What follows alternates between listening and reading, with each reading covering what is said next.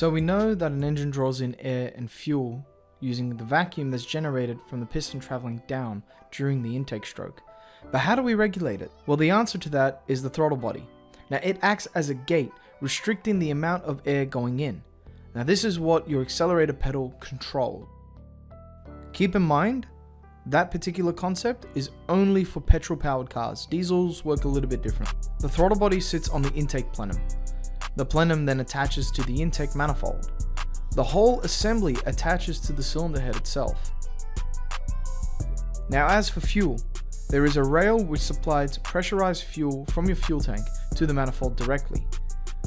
The air rushing into each cylinder then mixes with the fuel and gets sent into the combustion chamber to be ignited. The injectors are responsible for metering the amount of fuel that goes into the combustion chamber at any one time. They're controlled by a 12-volt signal sent by the ECU. All they are is just a solenoid. Click open, click closed. How long they're open for is going to determine how much fuel gets sent in. Generally speaking, the more fuel and the more air you add into a combustion chamber, typically the more power you get.